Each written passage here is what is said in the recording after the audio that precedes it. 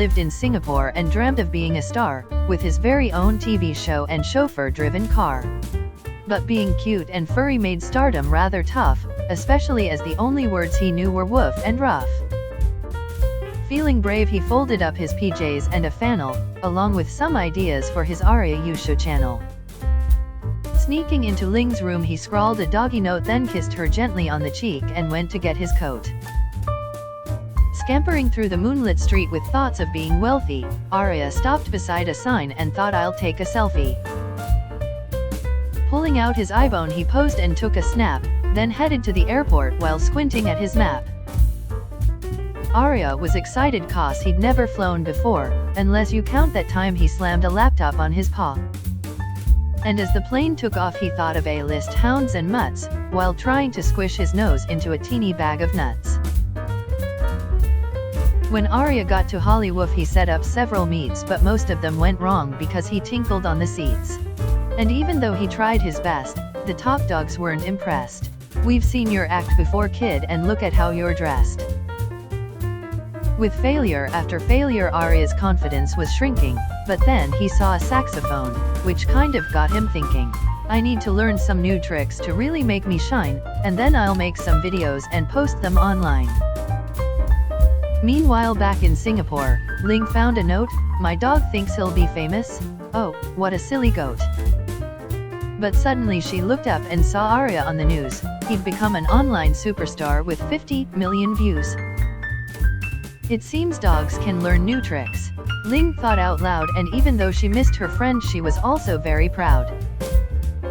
There was Arya on a chat show, tootling away, while teetering on a unicycle doing dog ballet.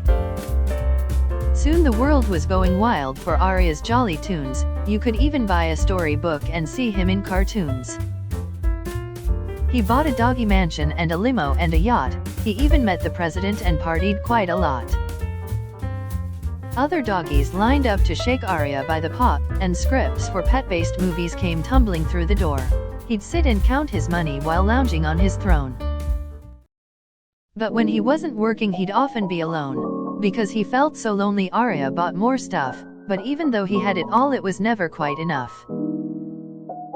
He tried some doggy yoga, which he thought might make him happy, but that just tied him up in knots and made him sore and snappy. Then suddenly it hit him as he chewed his oldest bone. What Arya wanted most was to be snuggled back at home. Yes, he'd miss his fancy life, the palm trees and his chauffeur, but none of that compared to cuddling Ling on the sofa.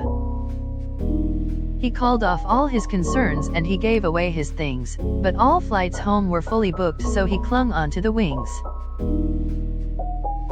Hanging on his dear life as the plane took to the skies, made Arya think of Ling, and tears welled in his eyes. Soaring over Singapore, Arya thought, "I've had a hoot, but home is where the heart is, so I need to parachute." Fumbling in his suitcase, he found a sparkly gown, then used it as he leapt off to sort of slow him down. Tumbling through the fluffy clouds was really quite a rush, but Arya had to slow down or he'd soon be doggy mush. Just then he saw a mattress dumped upon a roof, so he steered himself towards it and landed with a woof. Jumping into Ling's arm, Arya cried with joy, then Ling squeezed the squeaky in a squishy squashy toy. Fame is pretty epic, but snuggling is the best, thought Arya as he curled up to enjoy a well-earned rest. Miles away in Hollywoof, things were much the same, and countless pets arrived each day to search for wealth and fame. They often spoke about that dog who played the saxophone, and how he left it all behind because he missed home. But Arya wasn't bothered that he'd given fame the shove, because his trip had taught him that what really counts is love.